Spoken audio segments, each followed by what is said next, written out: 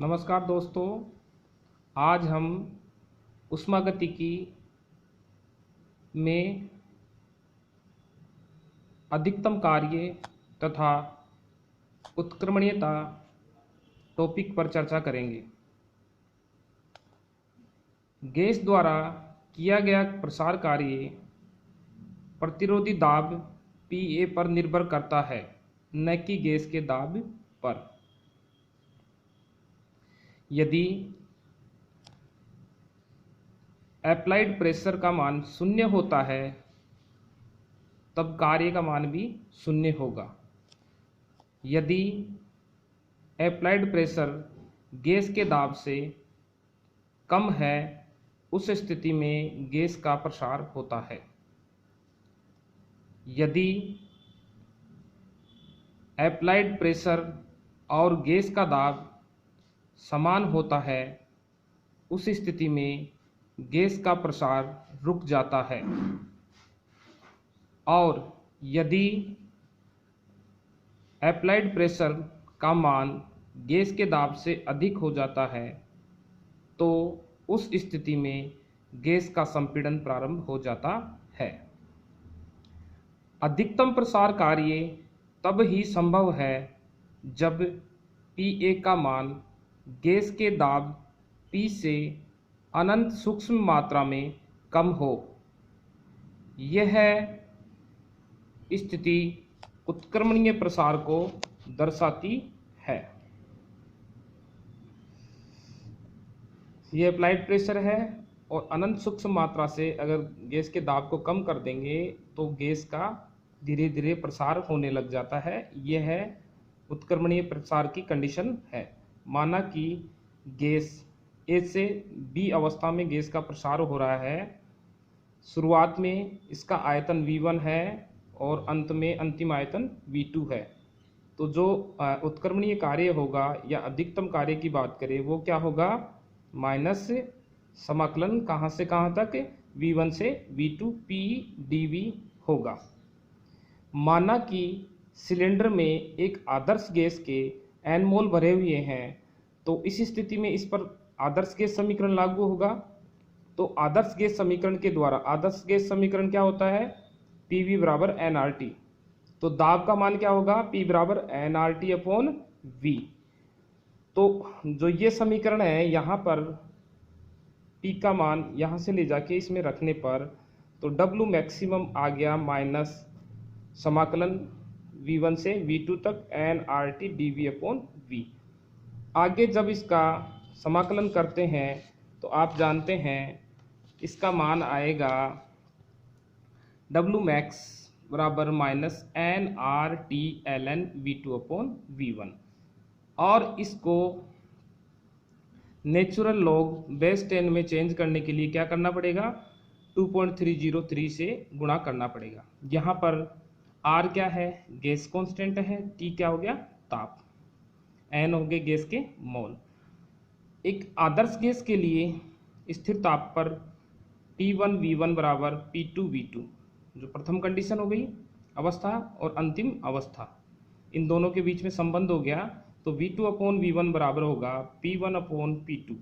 तो इस स्थिति में अगर दाब की रूप में अगर कार्य को परिभाषित करेंगे तो W मैक्स बराबर minus nRT log P1 upon P2 ये आएगा। और संपीड़न कार्य क्या होगा, इसका अपोजिट होगा। संपीड़न में क्या होता है, अंतिम प्रारंभिक अवस्था तो V2 होगा और जो अंतिम अवस्था क्या होगी, V1, क्योंकि गैस का क्या होता है, संपीड़न होता है। तो इस स्थिति में W मिनिमम जो न्यूनतम कार्य होगा 2.303 nRT log V1 upon V2। अब बात करें समतापी उत्क्रमणीय रूपांतरण में कार्य, W जो सक्रिय कार्य होता है वो किसके बराबर होता है, प्रसार कार्य और संपीड़न कार्य के योग के बराबर होगा। तो जो W साइक्लिक है ये क्या आएगा, शून्य। समतापी अनुत्क्रमणीय का रूपांतरण में जो कार्य होगा W साइक्लिक बराबर P2 minus P1 V1 minus V2 के बराबर होगा।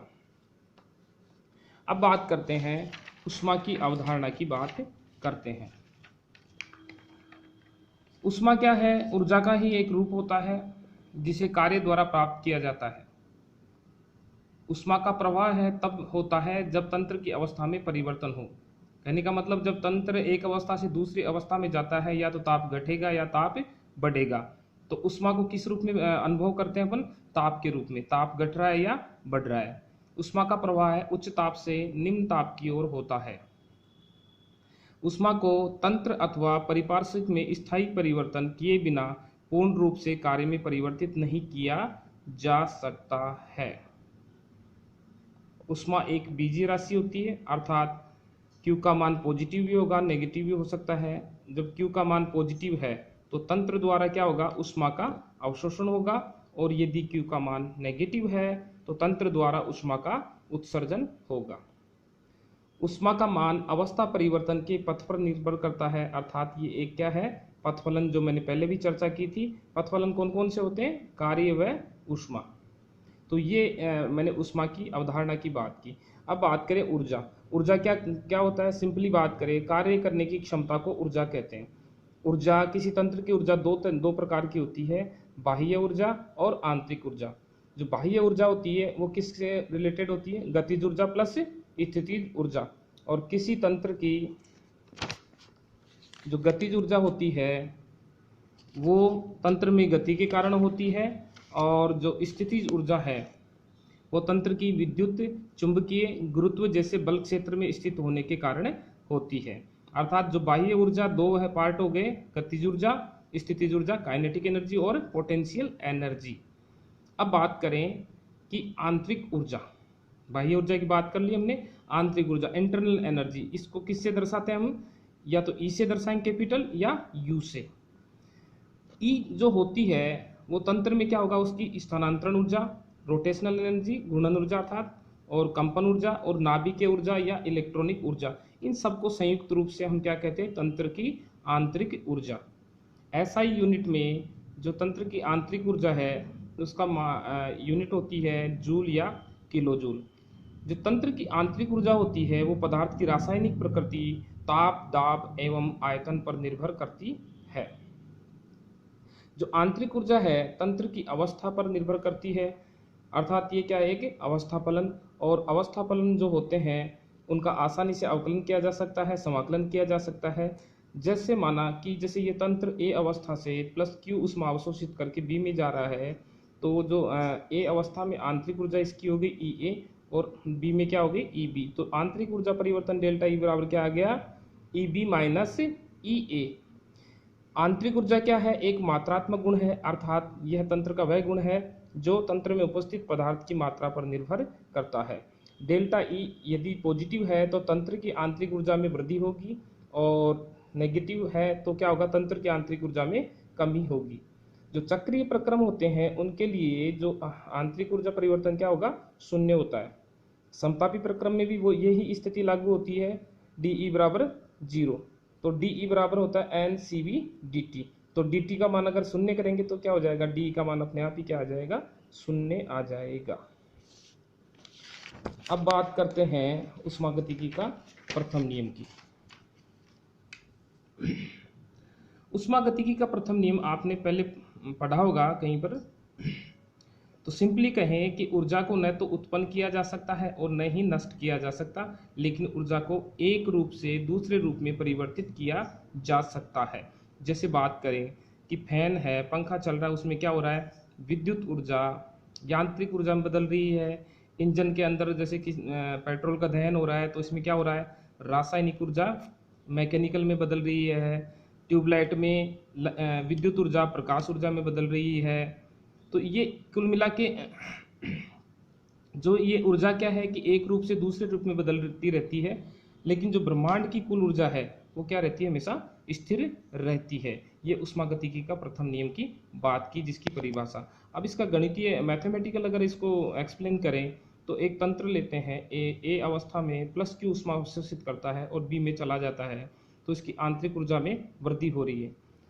तो इसके अनुसार जैसे तंत्र द्वारा जो अवशोषित ऊष्मा है वो दो कार्य होगा, उसमें आंतरिक ऊर्जा में वृद्धि होगी और साथ में क्या होगा? तंत्र द्वारा किया गया कार्य। ये दो रूप में इसमें डिवाइड हो जाती है। तो Q बराबर क्या आ गया? Delta E plus minus W, क्योंकि प्रसार हो रहा है तो माइनस में लिया मैंने, तंत्र कार्य कर रहा है। तो डेल्टा ई बराबर क्या आ गया, इस डब्लू को इधर ले जाएंगे तो क्यू प्लस डब्लू, ये उष्मागतिकी के प्रथम नियम का गणितीय रूप है। विलगित तंत्र में जो ऊर्जा परिवर्तन, विलगित तंत्र क्या होते हैं, जिसको आइसोलेटेड सिस्टम बोलते हैं, जिनमें क्यू का मान क्या रहता है, 0 होता है, 0 होता है। तो जब ऊष्मा का आदान प्रदान नहीं होगा तो उस स्थिति में जैसे उष्मागतिकी के प्रथम नियम अनुसार तो क्या आ गया, डेल्टा ई माइनस डब्लू बराबर 0। तो डेल्टा ई बराबर क्या, प्लस डब्लू। इस स्थिति में क्या हो रहा है, तंत्र द्वारा कार्य करने पर तंत्र की आंतरिक ऊर्जा घटती है। जितना अधिक कार्य करेगा तंत्र की आंतरिक ऊर्जा उतनी ही घटेगी। अब बात करें जैसे चक्रीय प्रक्रम में ऊर्जा परिवर्तन क्या होता है। तो चक्रीय प्रक्रम में क्या हो गया, डेल्टा ई बराबर 0, तो 0, तो क्यू बराबर क्या हो गया, डब्लू प्लस डब्लू, तो माइनस, अर्थात तंत्र द्वारा अवशोषित ऊष्मा पूर्णतया किस में बदल जाती है, कार्य में बदल जाती है। कौन सी स्थिति में, चक्रीय प्रक्रम में।